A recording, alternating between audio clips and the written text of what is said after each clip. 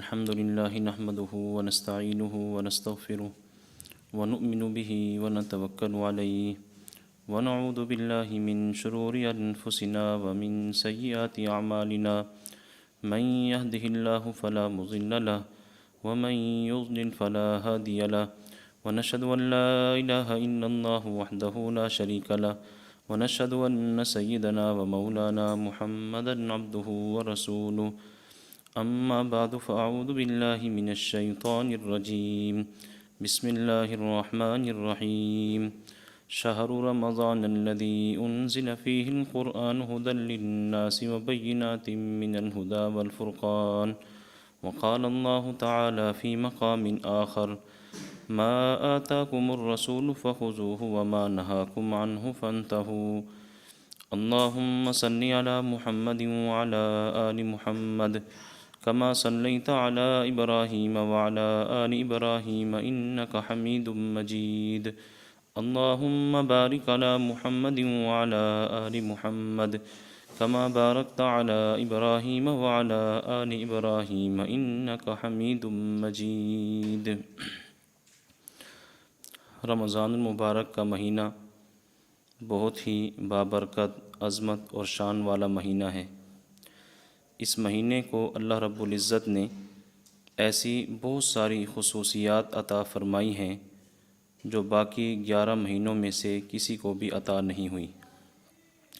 رمضان مبارک ایسا مہینہ ہے جس کو اللہ رب العزت نے روزوں جیسی اہم عبادت کے لیے منتخب فرمایا۔ رمضان مبارک کا مہینہ ایسا مہینہ ہے جس کو اللہ رب العزت نے قرآن کریم جیسی عظیم الشان کتاب نازل کرنے کے لیے منتخب فرمایا۔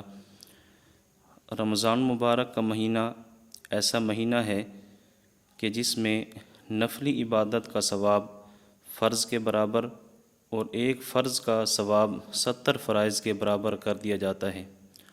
رمضان مبارک کا مہینہ ایسا مہینہ ہے کہ جس میں جنت کے تمام دروازوں کو کھول دیا جاتا ہے اور جہنم کے تمام دروازوں کو بند کر دیا جاتا ہے۔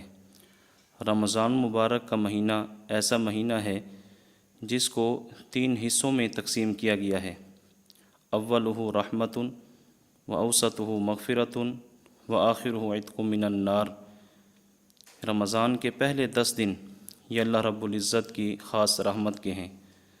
رمضان کے درمیان والے 10 دن یہ اللہ رب العزت کی طرف سے خاص مغفرت اور بخشش کے ہیں، اور رمضان مبارک کا آخری عشرہ، آخری 10 دن یہ جہنم سے آزادی کے ہیں۔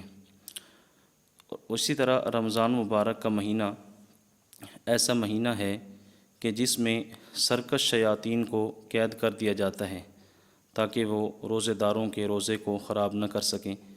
رمضان مبارک ایسا مہینہ ہے جس میں اللہ رب العزت نے ایک بہت ہی عظیم الشان رات جس کو لیلۃ القدر کہا جاتا ہے اس کو رکھا ہے۔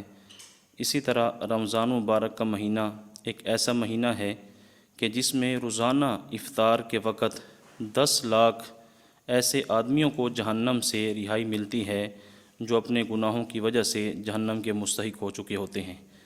پھر پورے رمضان میں جتنے لوگوں کو جہنم سے رہا کیا جاتا ہے، آخری رات کو اتنے ہی لوگوں کو پھر دوبارہ جہنم سے رہا کیا جاتا ہے۔ تو اللہ رب العزت نے اس مہینے کو ایسی بہت ساری خصوصیات عطا فرمائی ہیں جو باقی 11 مہینوں میں سے کسی مہینے کو بھی عطا نہیں ہوئی۔ باقی اس مہینے کے اندر ہم نے کرنا کیا ہے؟ 2 چیزیں تو اس میں بہت ضروری ہیں۔ نمبر 1 دن کا روزہ، اور نمبر 2 رات کی 20 رکعت تراویح۔ دن کا روزہ یہ فرض ہے اور رات کی 20 رکعت تراویح یہ سنت مؤکدہ ہے۔ یہ تو ہم نے ہر حال میں کرنی ہی ہیں۔ اس کے علاوہ رمضان مبارک میں کون سے کام کرنے ہیں، کون سے اعمال کرنے ہیں؟ حدیث مبارک میں 4 کام ایسے بتلائے گئے ہیں جن کی رمضان مبارک میں ان اعمال کے ساتھ ساتھ بہت زیادہ کثرت کرنی ہے۔ نمبر 1 فرمایا کلمہ طیبہ کی کثرت، نمبر 2 استغفار کی کثرت، نمبر 3 جنت کی طلب، اور نمبر 4 جہنم سے پناہ۔ یہ 4 کام ایسے ہیں جو بطور خاص اس مہینے کے اندر کرنے ہیں۔ ان میں سب سے جو پہلا عمل ہے وہ ہے کلمہ طیبہ کی کثرت، کلمہ طیبہ لا الہ الا اللہ، اس کا ورد کیا جائے، اس سے اللہ رب العزت کو یاد کیا جائے۔ اور احادیث مبارکہ میں کلمہ طیبہ کی بہت زیادہ فضیلتیں وارد ہوئی ہیں۔ ایک حدیث مبارک میں ہے افضل الذکر لا الہ الا اللہ، کہ تمام اذکار میں سب سے افضل اور سب سے اہم ذکر وہ لا الہ الا اللہ ہے۔ تو اللہ تعالیٰ کو یاد کرنے کا سب سے بہترین طریقہ یہ ہے کہ آدمی کثرت سے لا الہ الا اللہ کا ورد کرے۔ اور یہ کلمہ کتنا اہم ہے، اس کی قیمت اور اس کا وزن کتنا زیادہ ہے، اللہ رب العزت کو یہ کلمہ کتنا زیادہ محبوب ہے، اس کا اندازہ آپ اس سے لگائیں کہ ایک مرتبہ حضرت موسیٰ علیہ السلام نے اللہ رب العزت سے یہ درخواست کی کہ باری تعالیٰ مجھے کوئی ایسا خاص ورد بتائیں جس سے میں آپ کو یاد کیا کروں۔ تو اللہ رب العزت نے فرمایا کہ اے موسیٰ لا الہ الا اللہ پڑھا کریں۔ تو موسیٰ علیہ السلام نے دوبارہ درخواست کی کہ باری تعالیٰ مجھے کوئی ایسا خاص ورد بتلائیے جس سے میں آپ کو یاد کیا کروں۔ تو اللہ رب العزت نے دوبارہ یہی کلمہ ارشاد فرمایا کہ اے موسیٰ لا الہ الا اللہ پڑھا کرو۔ موسیٰ علیہ السلام نے تیسری بار پھر درخواست کی تو اللہ رب العزت نے فرمایا کہ اے موسیٰ یہ کلمہ طیبہ اتنا اہم کلمہ ہے، اگر اس کلمے کو ترازو کے ایک پڑلے کے اندر رکھ دیا جائے اور ترازو کے دوسرے پڑلے کے اندر ساتوں آسمان ساتوں زمینوں کو رکھ دیا جائے، فرمایا کہ یہ کلمہ طیبہ والا پڑلا جھک جائے گا۔ دیکھیں اس کلمے کی کتنی قیمت ہے، کتنا وزن ہے کہ ایک طرف کلمہ طیبہ ہو اور دوسری طرف ساتوں آسمان ساتوں زمینیں ہوں، تو نہ وہ قیمت کے اندر اس کے برابر ہو سکتی ہیں اور نہ ہی وزن کے اندر اس کے برابر ہو سکتی ہیں۔ ایسا کلمہ طیبہ اللہ رب العزت نے یہ عطا فرمایا ہے۔ تو اس کلمے کی بہت بڑی فضیلت اور بہت بڑی عظمت اور شان ہے، اس لیے اس مہینے کے اندر کثرت کے ساتھ لا الہ الا اللہ کا ورد کرنا چاہیے۔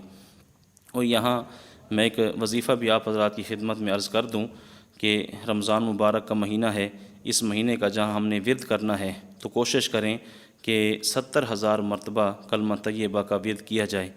اور 70,000 مرتبہ کلمہ طیبہ پڑھا جاتا ہے، اس کا فائدہ کیا ہے؟ شیخ الحدیث حضرت مولانا زکریا رحمۃ اللہ علیہ نے فضائل اعمال کے اندر یہ بات لکھی ہے کہ ایک اللہ والے تھے شیخ قرطبی رحمۃ اللہ علیہ، وہ فرماتے ہیں کہ میں نے یہ بات سنی کہ جو بندہ 70,000 مرتبہ کلمہ پڑھتا ہے اور اس کے بعد کسی کو بخش دیتا ہے، کسی میت کو اس کا ایصال ثواب کر دیتا ہے، تو اللہ رب العزت اس کی بخشش فرما دیتے ہیں۔ تو کہتے ہیں کہ 70,000 مرتبہ میں نے اپنے لیے پڑھا، 70,000 مرتبہ میں نے اپنی بیوی کے لیے پڑھا، اور اسی طرح 70,000 کے 1-2 نصاب میں نے زید وہ اپنے لیے رکھ لیے۔ فرماتے ہیں میں ایک جگہ پر گیا تو وہاں دیکھا ایک نوجوان، اس کے بارے میں یہ بات مشہور تھی کہ اس کو کشف ہوتا ہے، اس کو اللہ رب العزت ایسی چیزیں دکھا دیتے ہیں جو عام بندہ نہیں دیکھ سکتا، حالات اس کو اوپر کھول دیتے ہیں۔ تو کہتے ہیں مجھے یہ سن کر یقین نہ آیا کہ ایسا بہت مشکل ہے۔ اس نوجوان کی حالت کو دیکھا تو فرماتے ہیں کہ پھر ہم کھانا کھا رہے تھے تو وہ نوجوان بھی ہمارے ساتھ دسترخوان پر بیٹھا کھانا کھا رہا تھا، تو اچانک اس نے چیخ ماری اور اس کے اوپر گریہ طاری ہو گیا اور وہ کانپنا شروع ہو گیا۔ اس سے پوچھا گیا کیا ہوا؟ اس نے کہا کہ مجھے میری والدہ دکھائی گئی ہے اور وہ آگ کے اندر جل رہی ہے۔ تو اس نے یہ بات کہی تو شیخ فرماتے ہیں کہ میں نے دل ہی دل میں یہ نیت کی کہ یا اللہ جو 70,000 مرتبہ نصاب میں نے پڑھا ہوا ہے میں اس کی والدہ کو پہنچاتا ہوں، اس کی والدہ کو اس کا ایصال ثواب کر دیا۔ تو تھوڑی دیر گزری، پھر دیکھا گیا کہ وہ نوجوان ہنس رہا ہے، مسکرا رہا ہے۔ اس سے پوچھا کہ کیا ہوا؟ تو کہنے لگا کہ اب مجھے میری والدہ دکھائی گئی ہے اور اس کو بخش دیا گیا ہے، اس کے عذاب کو ختم کر دیا گیا ہے، اب وہ بہت راحت اور سکون کے اندر ہے۔ تو شیخ فرماتے ہیں کہ مجھے اس سے 2 باتیں حاصل ہوئیں۔ ایک تو یہ کہ اس نوجوان کے بارے میں جو یہ بات مشہور تھی یہ بات بالکل درست ہے، واقعی وہ صاحب کشف تھا۔ اور دوسری بات مجھے یہ معلوم ہوئی کہ یہ 70,000 والی بات بالکل درست ہے کہ 70,000 سے پہلے جب میں نے اس کی والدہ کو نہیں پہنچایا تھا کلمہ طیبہ تو اس کی والدہ عذاب میں ہے، جیسے میں نے دل ہی دل میں نیت کی، اس کو بتایا بھی نہیں ہے، اللہ تعالیٰ سے یہ درخواست کی کہ یا اللہ 70,000 مرتبہ جو میں نے کلمہ پڑھا اس کی والدہ کو میں پہنچاتا ہوں، تو اللہ رب العزت نے اس کی والدہ کی بخشش کر دی۔ تو مجھے معلوم ہوا کہ واقعی 70,000 والی بات یہ بالکل درست ہے۔ تو رمضان مبارک کا مہینہ یہ بہت ہی برکت والا مہینہ ہے، عظمت شان والا مہینہ ہے، اعمال کا بڑا ایک ماحول ہوتا ہے، تو اس لیے اس مہینے کے اندر جہاں ہم نے دیگر اعمال کرنے ہیں تو وہاں کلمہ طیبہ کی کثرت بھی کریں، اور کوشش کریں کہ ہر بندہ اپنے لیے کم از کم ایک مرتبہ یہ نصاب 70,000 کا پڑھ کے رکھ لیں، یا اس طرح عزیز و اقارب، والدین، بہن بھائی، رشتہ دار جو فوت ہوئے ہیں ان کے لیے بھی آدمی پڑھ سکتا ہے اور اپنے لیے بھی پڑھ کر رکھ سکتا ہے، تو اس کا بھی اہتمام کرنا چاہیے۔ دوسری بات جو حدیث مبارک میں ہے وہ ہے استغفار کی کثرت، کہ اس مہینے کے اندر زیادہ سے زیادہ استغفار کرنا چاہیے۔ استغفار کا معنی ہے اللہ تعالیٰ سے بخشش طلب کرنا، اللہ تعالیٰ سے معافی مانگنا۔ انسان خطا کار ہے، انسان سے بہت ساری خطائیں ہو جاتی ہیں، گناہ ہوتے ہیں، تو اس لیے اللہ رب العزت سے معافی مانگنی چاہیے۔ دیکھیں دو لفظ ہیں، ایک ہے استغفار اور ایک ہے توبہ، یہ دونوں اکٹھے چلتے ہیں، توبہ اور استغفار۔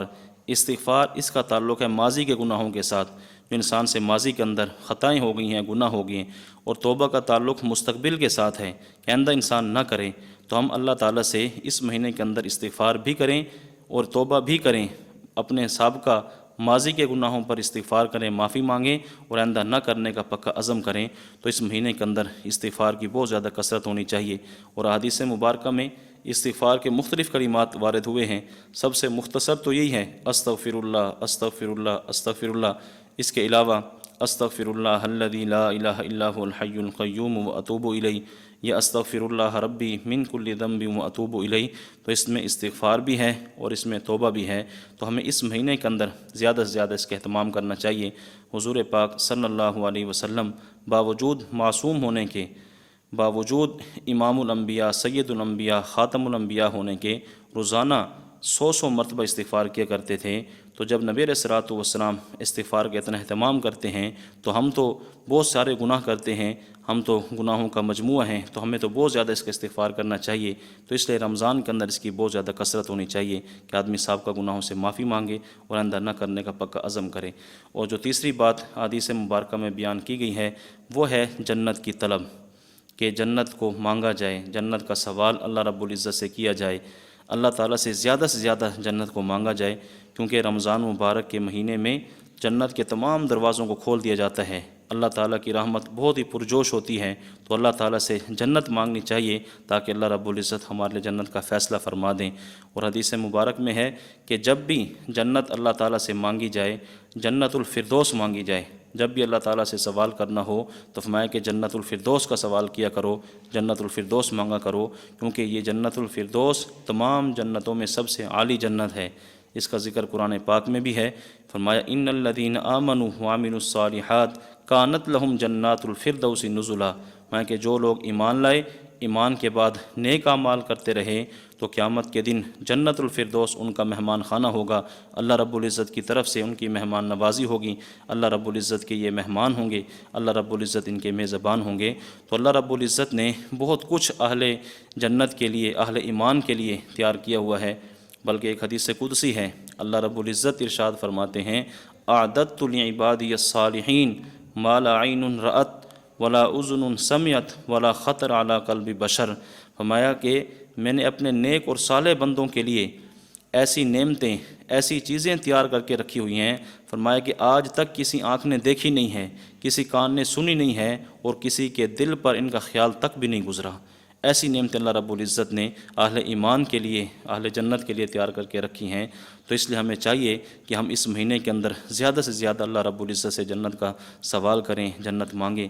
اور چوتھی چیز جس سے حدیث پاک کے اندر جس کا آپ صلی اللہ علیہ وسلم نے حکم دیا، اور چوتھی چیز جو حدیث مبارک کے اندر بیان کی گئی ہے وہ ہے جہنم سے پناہ، کہ جہنم سے زیادہ پناہ مانگی جائے، کیونکہ اس مہینے کے اندر جہنم کے تمام دروازوں کو بند کر دیا جاتا ہے۔ تو اس سے اللہ تعالیٰ سے یہ دعا کی جائے کہ اللہ ہمیشہ کے لیے ہم سے جہنم کے دروازوں کو بند کر دے، کیونکہ جہنم یہ بہت ہی خطرناک، بہت ہی غضبناک، المناک اور ہولناک جگہ ہے۔ قرآن کریم کے اندر ہے وساعت مسیرہ وبئس المصیر، سب سے برا ٹھکانہ یہ جہنم والا ٹھکانہ ہے۔ تو اس لیے ہمیں اس جہنم سے پناہ مانگنی چاہیے۔ تو رمضان مبارک کا مہینہ یہ بہت ہی عظمت اور شان والا مہینہ ہے، تو اس مہینے کے اندر عبادت کا ماحول ہے، نیک اعمال کا ماحول ہے، تو نبی کریم صلی اللہ علیہ وسلم نے ہمیں کرنے والے کام بھی بتلائے ہیں اور جن کاموں سے بچنا ہے وہ بھی آپ نے ارشاد فرما دیے ہیں تاکہ ہمارا رمضان مبارک یہ قیمتی سے قیمتی بن جائے۔ تو حدیث مبارک میں 4 کام بیان کیے گئے ہیں جو میں نے آپ حضرات کی خدمت میں عرض کیے ہیں۔ نمبر 1 کلمہ طیبہ کی کثرت، نمبر 2 استغفار کی کثرت، نمبر 3 جنت کی طلب، اور نمبر 4 جہنم سے پناہ۔ اللہ تعالیٰ سے دعا ہے کہ اللہ تعالیٰ ہمیں ان اعمال کو اختیار کرنے کی توفیق عطا فرمائے۔ وآخر دعوانا ان الحمد للہ رب العالمین۔